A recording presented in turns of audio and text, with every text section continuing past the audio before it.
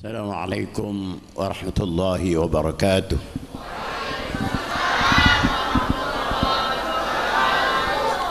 Alhamdulillah ala ni'amihi al-mutawatirah wa minannihi al-ghamirah wa ayadihi al-mutakathirah. Assalatu wassalamu ala sayyidi ahli dunya wal akhirah sayyidina maulana Muhammad wa ala alihi wa sahbihi al-anjum az-zahirah. Amma ba'd, yaqulu Allah Ta'ala fi muhkami tanzilih wa huwa asdaqul qailin. Bismillahirrahmanirrahim. Laqad ja'akum rasulun min anfusikum azizun 'alaihi ma 'anittum harisun 'alaikum bil mu'minina raufur rahim. Sadaqallahu maulana al-azim. Pimpinan Pondok Pesantren Tahfidzul Quran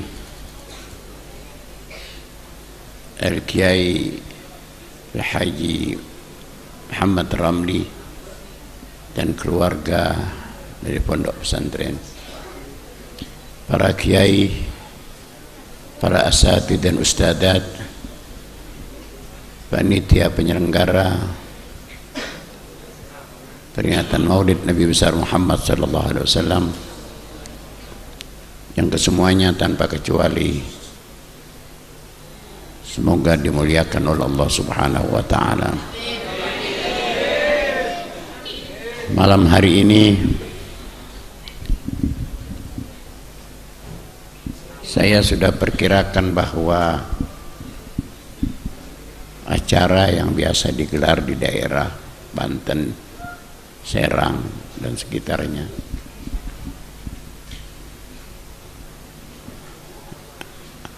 biasa diakhiri lewat tengah malam. Semoga acara pada tengah malam ini menyampaikan kita kepada tujuan dari acara peringatan Maulid ini. Memang orang menyelenggarakan acara-acara hari besar Islam harus punya sasaran. Sasaran dari acara peringatan Maulid, kita berharap agar kita lebih mantap, lebih mengenal, dan kemudian lebih mencintai junjungan kita Nabi besar Muhammad sallallahu alaihi wasallam.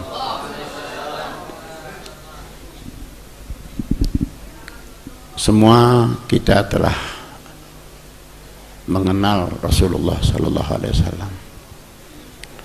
Mengenal Nabi tidak perlu atau tidak mesti harus dengan melihat wajah beliau.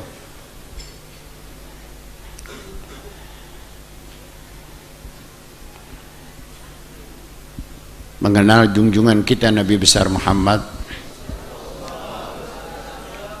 adalah alat untuk membuat seseorang mencintai beliau.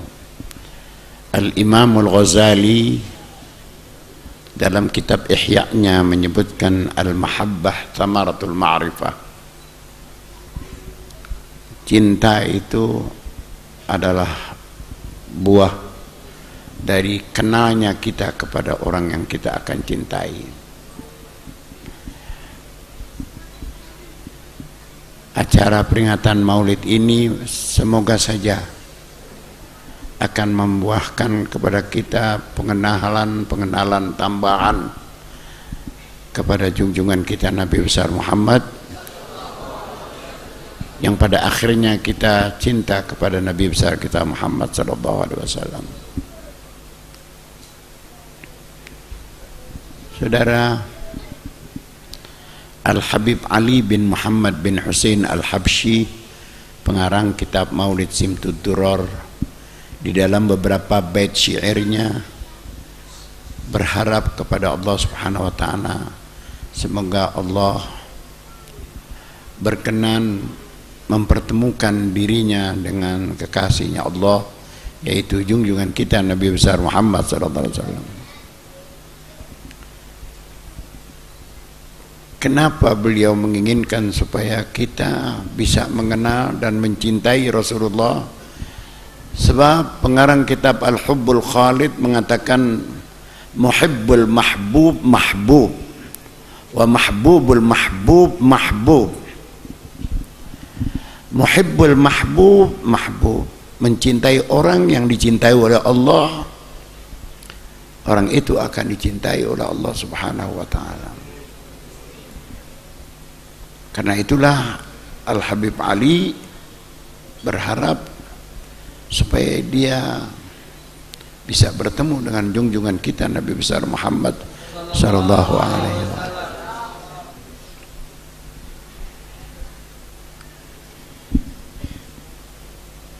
Ada satu orang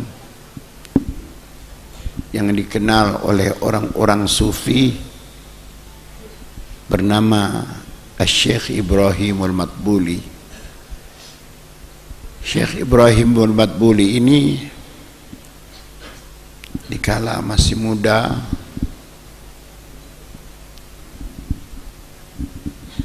dia berkata kepada ibunya, "Ibu, Umi, saya baru saja mimpi Rasulullah. Saya baru saja mimpi jumpa dengan Rasulullah." Apa jawab ibunya?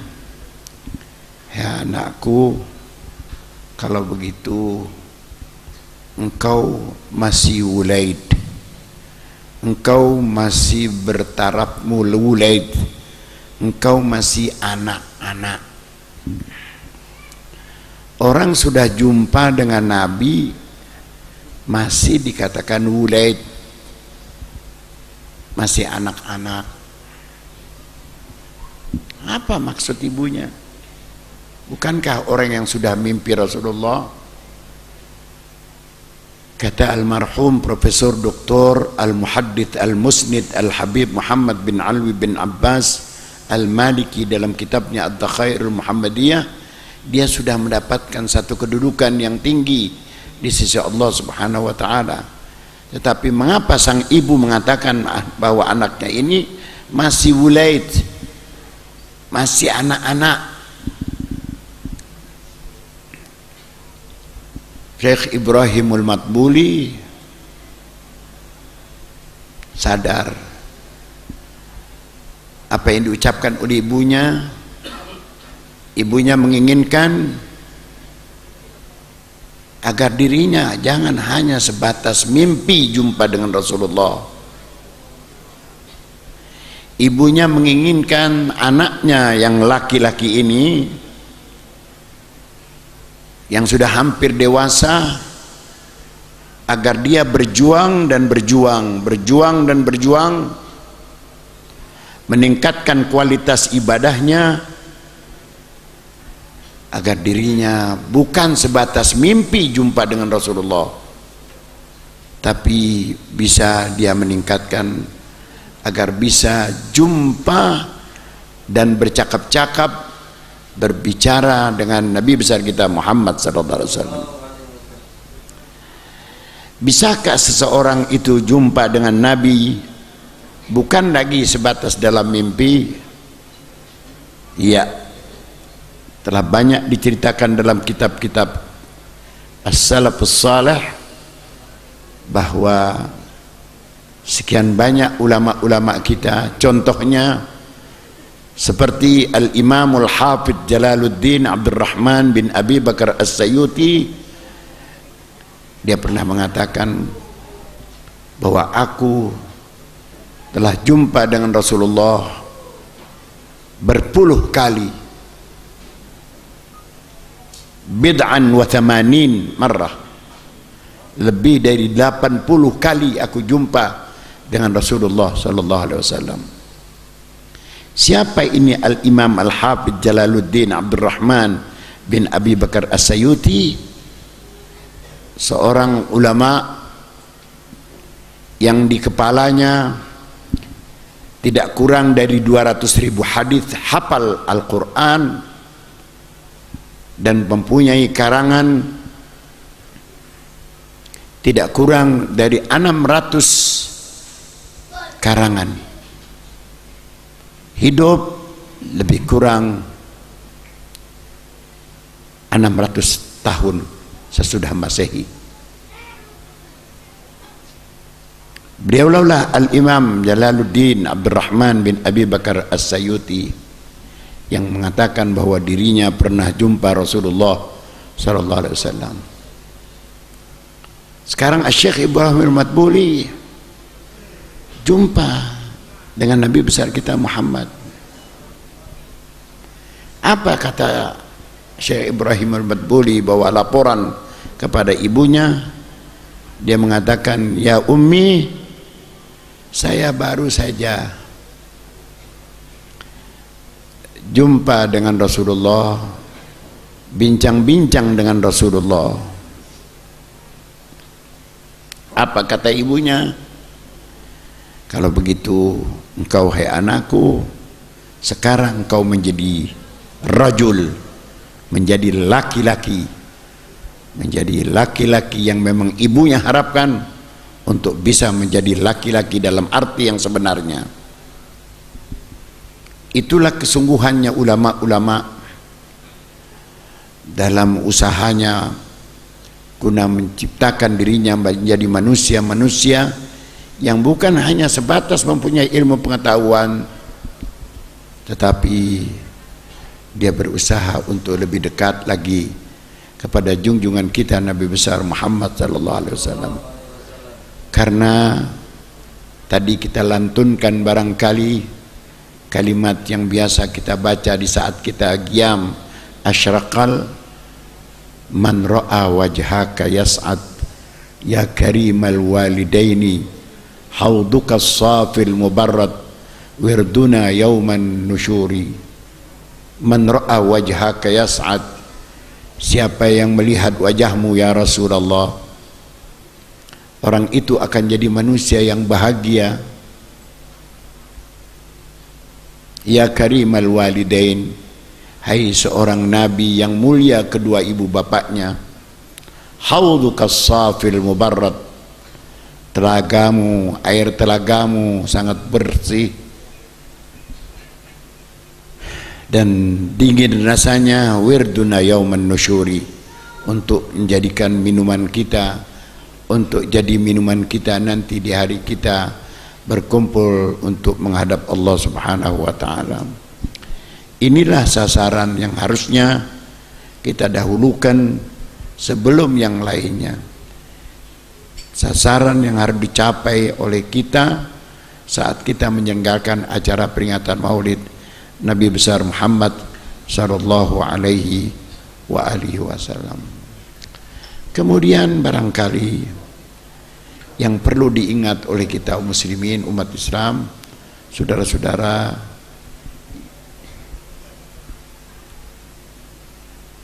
kata suhuf Ibrahim, kata Allah Subhanahu wa ta'ala dalam suhuf Ibrahim, ada suhuf Musa, ada suhuf Ibrahim. Dalam suhuf Ibrahim Allah berfirman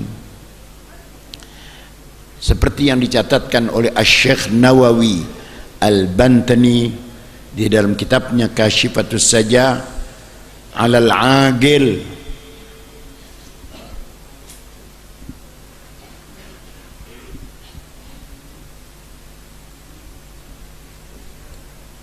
An yakuna basiran bi zamani, orang yang diberikan kesempurnaan akal oleh Allah Subhanahu wa taala, hendaknya dia bisa mencermati di mana dia hidup di zamannya. Sekarang umat Islam Indonesia sedang berada dalam keadaan apa? Kita harus tahu. Kalau televisi siarannya ada yang bisa kita tangkap secara utuh tentang situasi dan kondisi yang ada di zaman ini, ada pula yang tidak bisa kita tangkap secara utuh. Itulah yang diinginkan untuk bisa dicermati oleh kita umat Islam. Kalau boleh saya tanya, kita ini sekarang umat Islam termasuk mayoritas atau minoritas? Jawabnya kurang kompak. Mayoritas atau minoritas?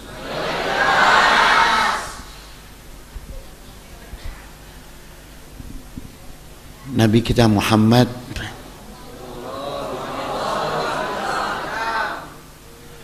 pada waktu beliau memulai dakwahnya melalui dari kelompok kecil, kelompok beliau dengan Sayyidatuna Khadijah, Sayyidina Abi Bakar, Sayyidina Uthman, Sayyidina Ali, baru Sayyidina Uthman. Itulah kelompok kecil. Tapi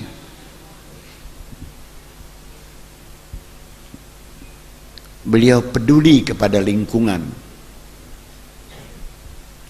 sangat peduli. Karena pedulinya, apa peduli terhadap lingkungan, beliau tidak kuat itu melihat orang-orang masih menyembah patung, masih menyembah berhala. Kita pun harus peduli dengan lingkungan kita. Numpang tanya, di sini atau di Jakarta lebih banyak yang tutup aurat atau yang tidak tutup aurat wanitanya? Banyak yang tutup aurat atau pada buka-bukaan? Di Jakarta apa di sini?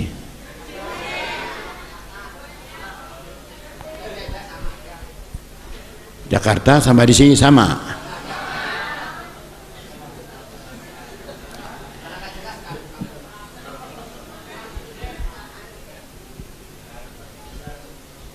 Inilah yang dilihat oleh Rasulullah.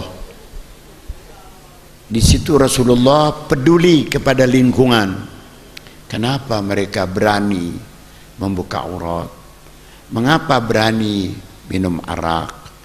Mengapa berani berbuat maksiat? Mengapa mereka berani membunuh anak hidup-hidup? Rasulullah peduli. Karena pedulinya Rasulullah, beliau bukan sebatas peduli, tapi harisun alaikum. Rasulullah punya keinginan yang luar biasa untuk menyelamatkan mereka, jangan sampai mereka terus berada dalam kesesatan. Harisun alaikum bil mu'minina raufur rahim. Bukan sekadar sangat peduli sehingga Rasulullah berusaha dengan sekuat tenaga. Rasulullah kunci suksesnya di samping yang dua ini, Rasulullah bil mu'minina raufur rahim, kepada umat Islam. Pada akhirnya setelah mereka masuk ke dalam agama Allah, mereka penuh kasih sayang. Rasulullah penuh dengan kasih sayang kepada umat Islam.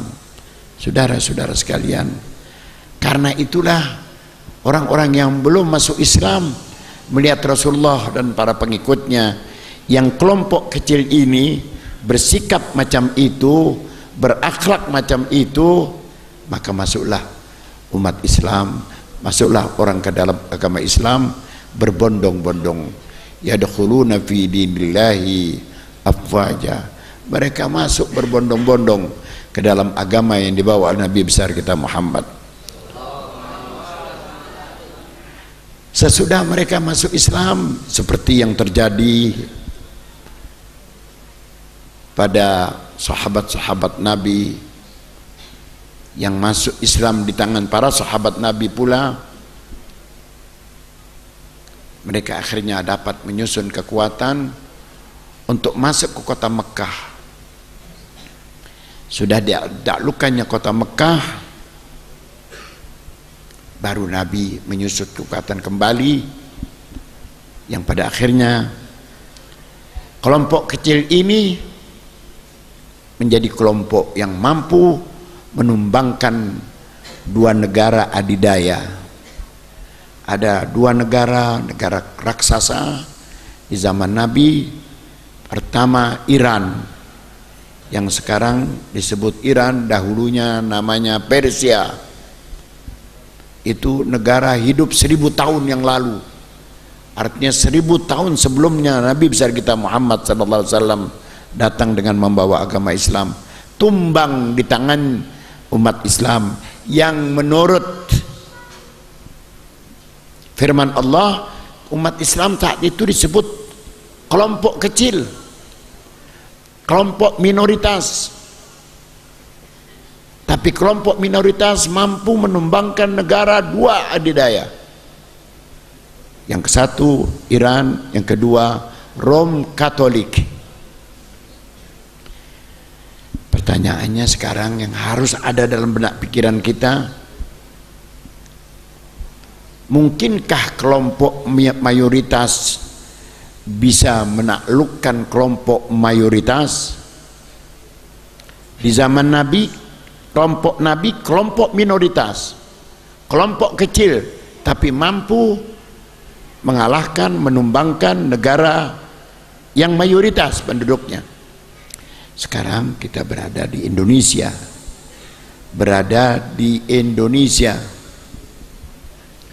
dapatkah kelompok di luar Islam menumbangkan umat Islam yang mayoritas seperti Nabi menumbangkan kelompok mayoritas dengan para sahabatnya?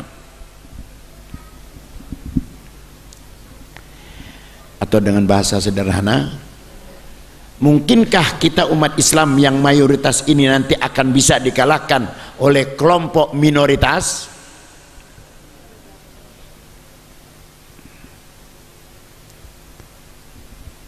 Itu yang harus ada dalam pikiran kita. Bisakah kita dikalahkan oleh kelompok minoritas? Oleh kelompok-kelompok orang-orang yang bukan seagama dengan kita? Tentu saudara tidak akan mau menjawab, karena tidak ada bayangan untuk itu.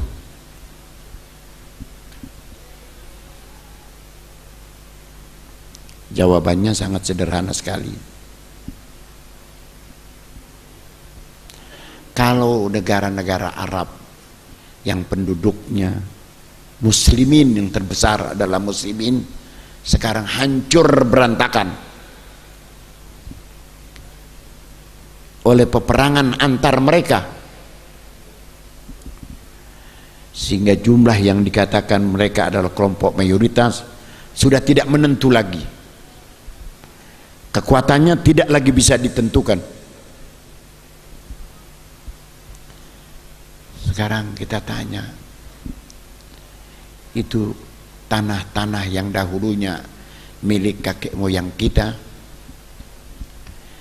di tempat-tempat jalan protokol, di jalan-jalan protokol, jalan besar yang sekarang dilalui oleh mobil, yang kemudian sekarang sudah terlihat hotel-hotel, sudah terlihat gedung-gedung bertingkat, dahulunya milik siapa? Sekarang milik siapa?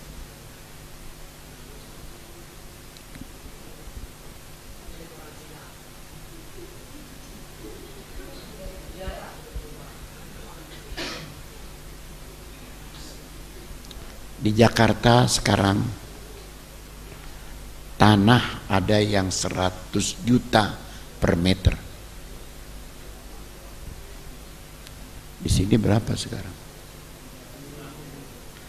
50.000. Harus jual tanah berapa meter dulu baru bisa beli 1 meter di Jakarta yang harganya 100 juta. Di mana itu tanah yang harganya 100 juta per meter? Di Jalan Senopati, di Kebayoran Baru.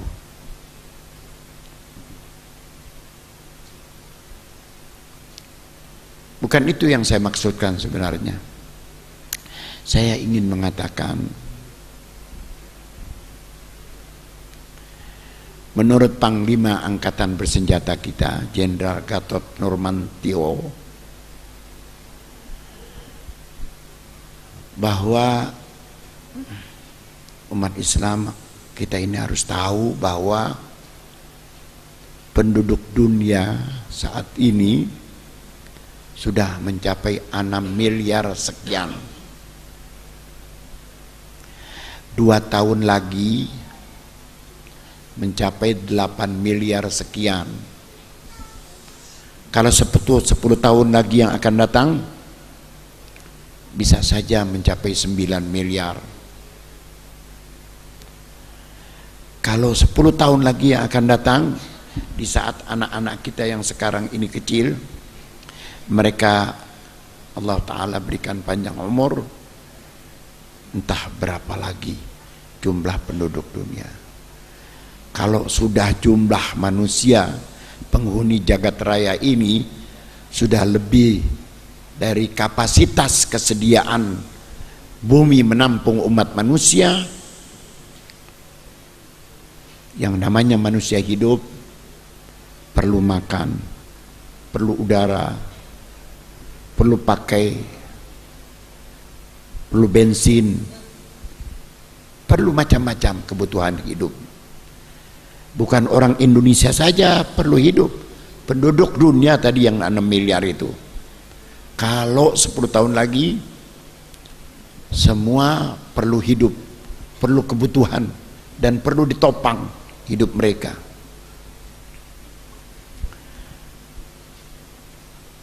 Persediaan untuk menopang hidup penduduk dunia ini semakin menipis, bensin semakin menipis, gas semakin menipis, macam-macam kebutuhan manusia semakin berkurang. Maka banyak penduduk dunia yang melirik ke Indonesia. Hanya ada 3 negara yang bisa menopang, mensuplai kebutuhan penduduk dunia. 2 negara kecil, 1 negara Indonesia saja. Satu-satunya negara yang besar, yang kaya, hanya Indonesia saja yang mampu menopang kebutuhan manusia sedunia.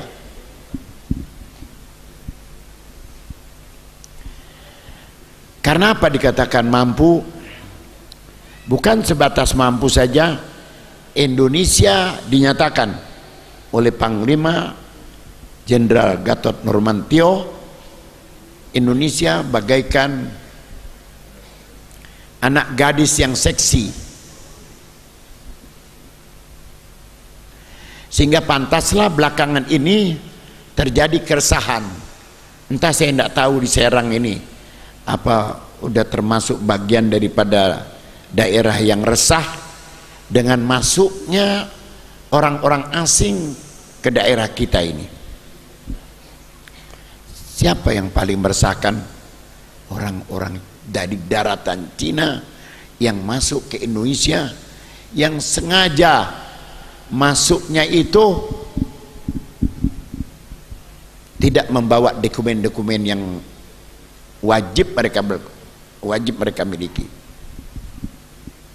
Maka terjadilah penangkapan karena tidak punya data untuk masuk ke Indonesia. Kalau orang-orang dari daratan Tiongkok, Cina tidak tanpa menggunakan dokumen yang lengkap dan tidak terkontrol lagi oleh kita, boleh saja mereka masuk dalam jumlah boleh 10 juta, boleh 20 juta untuk waktu-waktu yang akan datang. Akhirnya bangsa Indonesia yang hanya 250 juta kalau dibebani lagi dengan penduduk dari luar Indonesia dalam jumlah besar, padahal sama-sama Kita butuh makan, mereka juga butuh makan. Tidak usah banyak-banyak mereka datang. 200 juta saja kalau masuk ke Indonesia. Bagaimana Habib bisa masuk sampai 200 juta? Sekarang penerbangan Jakarta, Tiongkok bisa direct, bisa langsung. Pondok Pinang, Pangkal Pinang bisa langsung. Surabaya, Cina bisa langsung. Belum dari daerah-daerah lain.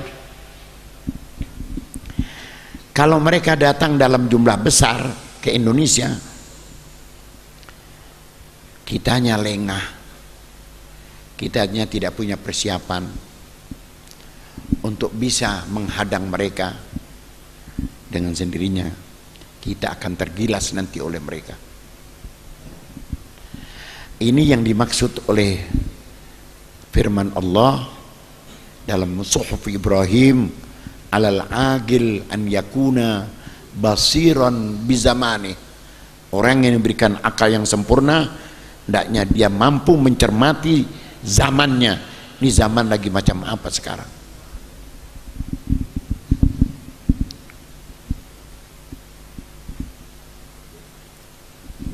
Jadi artinya mungkin saja kelompok besar kita umat Islam akan terkalahkan oleh kelompok kecil yang datang diam-diam tanpa dokumen yang dibenarkan oleh pemerintah. Sudah siap atau belum kita ini menghadapi mereka? Sudah siap?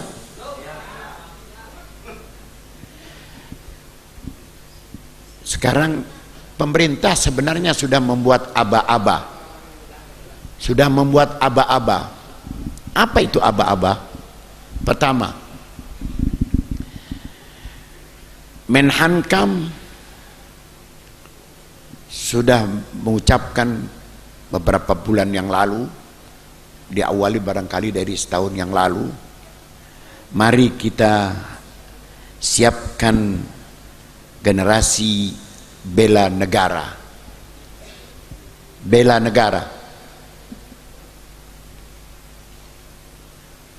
Kepada saudara-saudara yang ada di pondok pesantren ini, apakah sudah mencalonkan anak didiknya untuk dilatih menjadi orang-orang yang siap untuk membela negara?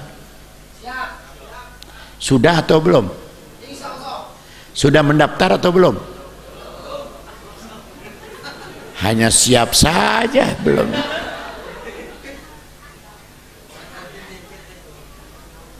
Itu sudah diisyaratkan oleh Menhankam.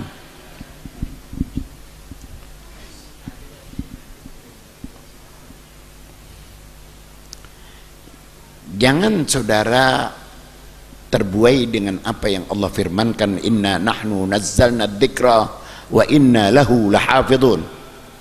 Kami turunkan Al-Quran, kami yang akan jaga. Maknanya yang tersirat dari firman Allah ini, kami turunkan Islam, tapi kami yang akan jaga. Kata Allah Subhanahu wa ta'ala, jaganya di Banten atau di Jakarta atau di seluruh Indonesia atau di seluruh dunia.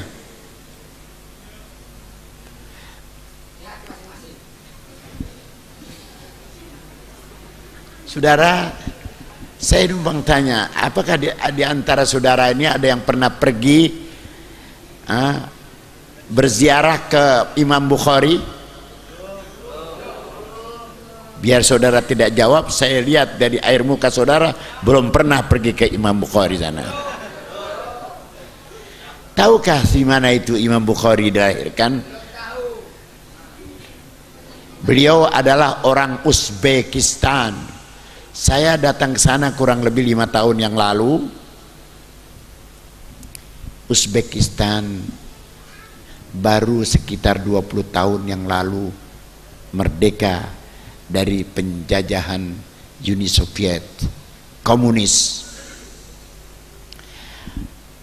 Guide yang membawa saya, yang ngantar saya pergi ke sana kemari untuk ziarah, itu orang Islam, namanya saja Mastura atau Maimunah, tidak bisa mengucapkan qul huwallahu ahad saja, tidak bisa. Keluarganya Muslim semuanya, mengucapkan qul huwallahu ahad saja tidak bisa. Apa sebabnya? Karena jajahan, karena penjajah Soviet yang komunis itu telah menjajah mereka. Tidak lama, hanya 70 tahun, musnah. Yang hafal Quran dibunuh, keluarga yang coba-coba membaca Quran dibunuh, dipenjarakan, dibunuh. Karena itu saya bertanya tadi, mungkinkah kita yang mayoritas bisa dikalahkan oleh kelompok minoritas? Dulu Uzbekistan melahirkan Imam Bukhari. Seperti juga dengan Asbania, Spanyol. 900 tahun Islam ada di Asbania, ada katakan di Spanyol. Kemudian hilang. Sampai hari ini belum bisa bangkit lagi. 900 tahun itu bukan waktu yang sedikit. Kenapa harus tumbang? Islam di sana harus angkat kaki. Cara pembantaiannya pun sangat sadis.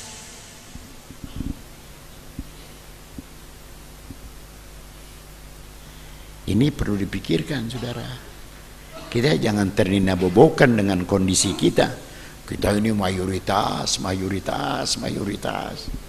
Sudah diisyaratkan di ibu kota, sudah diisyaratkan. Lihat lambang-lambang Panglima, gambar-gambar foto-foto Panglima berjejer di jalan-jalan protokol Jakarta. Ada apa itu? Dulu ada penyanyi tahun 60-an, mungkin namanya saya lupa namanya itu. Siapa? Persik itu orang ayeuna itu sih ya. Orang zaman sekarang itu.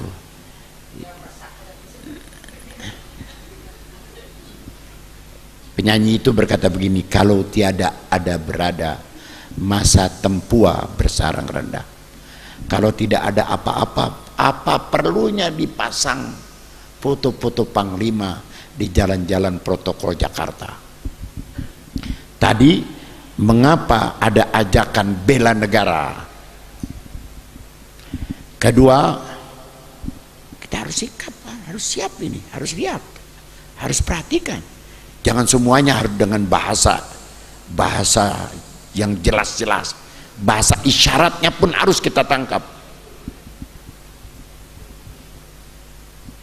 Kenapa harus menampakkan pahlawan nasional? Seperti Imam Bonjol di Ponorogo, Bung Hatta, Sultan Syahrir, dan sebagainya. Maksudnya, kasihani kami, hai anak-anak putra bangsa, kasihani kami berjuang untuk kalian. Kami berjuang untuk kebahagiaan kalian. Kami meninggal tidak menjadi seorang yang bergelar konglomerat. Mengapa kami hidup sederhana? Tapi kami tidak menginginkan kalian punya tanah hasil perjuangan kami. Kami merdekakan kalian punya tumpah darah. Kalian punya tumpah darah yang kemudian bukan kalian yang menikmati. Sekarang yang digusur di Jakarta, yang tinggal di gedung-gedung mewah, apa yang tinggalnya di pinggir-pinggir kali? Di pinggir kali? Kenapa harus di pinggir kali yang digusur? Dan ini yang harus dipikirkan bersama oleh kita. Nabi kita Muhammad sallallahu alaihi wasallam pada waktu datang dengan para sahabatnya dari Madinah, beliau mengatakan begini, membuat statement politik. Begitu kalah itu Mekah, maksudnya kalah bukan dengan peperangan, ditaklukkan oleh Nabi, direbut kembali dari tangan orang-orang kafir, dengan mengatakan la hijrata ba'dal fatah. Hai orang-orang Mekah, kalian jangan pindah-pindah lagi dari kota Mekah. Kenapa Nabi berani mengatakan tidak boleh pindah-pindah lagi dari kota Mekah? Karena kota Mekah sudah berada di tangan Nabi besar kita Muhammad SAW. Kenapa jadi sekarang orang Betawinya, orang Jakartanya yang harus dipindahkan? Nanti kalau sudah orang Jakarta yang kental dengan pengamalan ajaran agamanya, sekarang masih terdengar alhamdulillah suara masjid di Jakarta, suara adzan di Jakarta, as-salatu khairum minan naum, masih banyak. Hanya yang sholatnya saja yang nggak ada sekarang. Masjidnya banyak.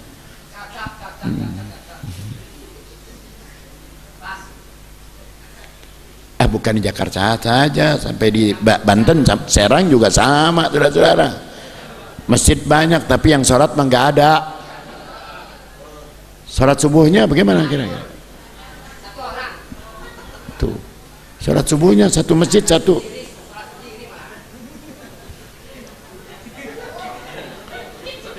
Itu kemajuan itu namanya kalau begitu. Nah.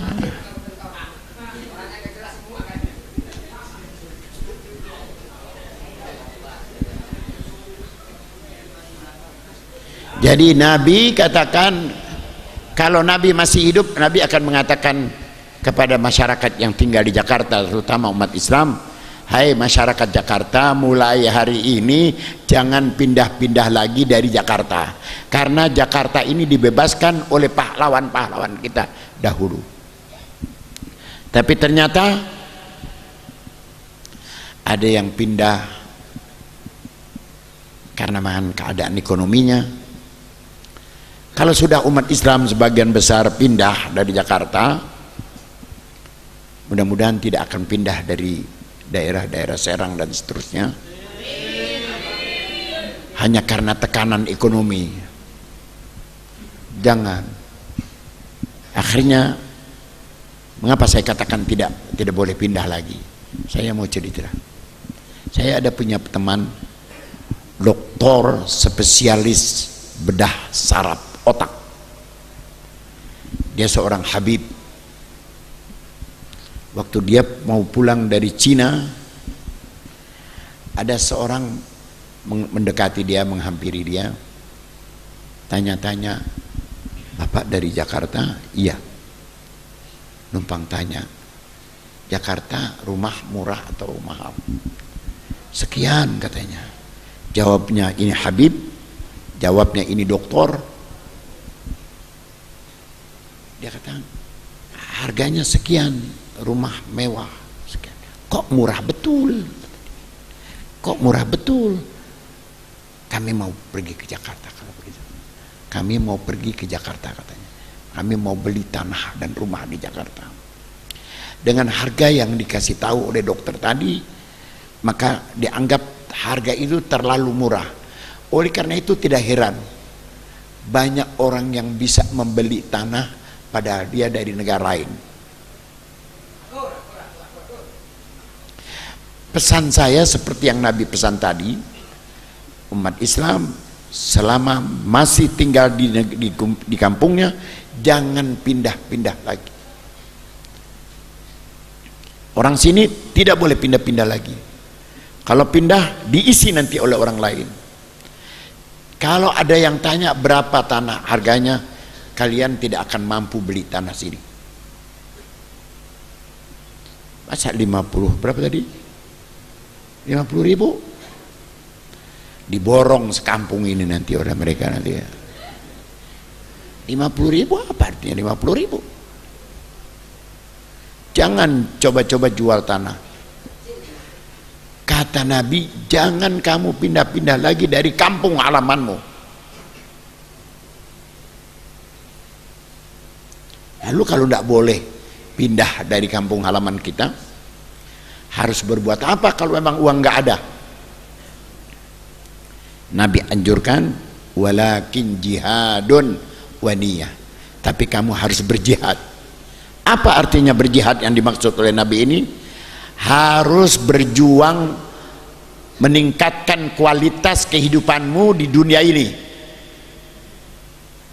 Kalau misalnya tahun lalu kita punya penghasilan hanya per bulan katakanlah 5 juta, tahun ini harus 10 juta, itu namanya jihad. Kalau anak-anak kita yang sudah mereka hanya bisa sekolah sampai SMP atau SMA, maka anak-anak kita yang masih ada jangan sampai putus sekolah sampai kecuali setelah mereka menyelesaikan S1 kah atau S2. Itu maknanya jihad. Bukan Nabi larang sebatas larang untuk tetap tinggal di Makkah, seperti juga Nabi inginkan supaya kita jangan hanya bisa tinggal di kampung apa namanya, kampung apa ya, kampung apa namanya, Pasagi. Jangan hanya bisa tinggal di Pasagi saja, tapi harus jihad, merubah kondisi ekonomi kita dari kondisi yang sudah baik kepada kondisi yang lebih baik lagi. Lingkungan kita harus lebih baik, keluarga kita harus lebih baik. Anak-anak yang kemarin putus sekolah jangan sampai putus sekolah lagi tahun ini. Itu yang diinginkan oleh junjungan kita Nabi besar Muhammad. Jihad disertai pula dengan niyah, walakin jihadun wa niyah. Harus jihad disertai dengan niat. Niat apa? Niat yang salihah, niat yang baik, seperti Nabi kita Muhammad sallallahu alaihi wasallam dalam segala niatnya selalu memasang niat yang baik. Itulah yang diinginkan oleh junjungan kita Nabi besar Muhammad sallallahu alaihi wasallam. Itulah inti daripada kita memperingati Maulid Nabi besar Muhammad sallallahu alaihi wasallam. Cukuplah sudah peristiwa-peristiwa yang terjadi di belahan daerah kita ini yang sangat melukai hati dan perasaan kita umat Islam. Harus kita sadari itu semuanya bisa saja terjadi di daerah kita kalau kita tidak segera bebenah diri dari hari ini dan seterusnya. Mudah-mudahan apa yang saya sampaikan ini banyak manfaatnya untuk kita bersama. Mengingat waktu sudah jam 12:30 barangkali, mudah-mudahan kita akan bisa bertemu lagi dalam keadaan sehat wal afiat. Sebenarnya saya tidak ada rencana untuk bisa datang kemari karena saya dinyatakan oleh dokter terkena serangan, apa itu dipanggil, stroke kecil saya. Ya. Bicara saya terputus-putus dan ini saya sudah mulai lupa. Besok saya harus dibawa ke dokter untuk scanning, ya. Dan baru saja menyelesaikan pengambilan darah, yaitu general check up saya sudah selesai, tinggal pemeriksaan otak saya dan punggung saya. Tetapi karena kata Nabi, abdil mawaddah liman waddak fa innaha atbad, begitu dicatatkan dalam kitab, dalam syarah Jami' As-Saghir, perlihatkan kecintaanmu kepada orang yang telah datang memperlihatkan cintanya kepadamu. Orang yang mengundang kita berarti dia menyintai. Akhirnya Kiai Haji Ramli ini sudah datang dengan rombongan jamaahnya untuk datang kepada saya dan meminta kepada saya katakan tidak ada keinginan karena memang kondisinya saat ini saya dalam keadaan sakit, tapi tidak boleh memutuskan harapan dari umat Islam yang menginginkan kehadiran saya di dalam kesempatan acara Maulid pada malam hari ini. Sebab Nabi katakan dalam kitab Ahsanul Qasas yang ditulis oleh Al-Imam Syekh Ali Fikri, dia katakan, man qata'a raja'a man irtajahu qata'allahu raja'ahu yaumal qiyamah. Siapa orang berani memutuskan harapan seorang kepada dia, maka Allah akan putuskan harapan dia nanti pada hari kiamat. tentu kita tidak inginkan harapan kita untuk dimasukkan oleh Allah Ta'ala dalam syurganya tidak bisa, jangan sampai diputuskan oleh Allah Subhanahu wa Ta'ala dengan ditolaknya harapan kita. Wa sallallahu ala sayyidina Muhammadin wa ala alihi wa sahbihi wa sallam walhamdulillahi rabbil alamin. Wassalamualaikum warahmatullahi wabarakatuh.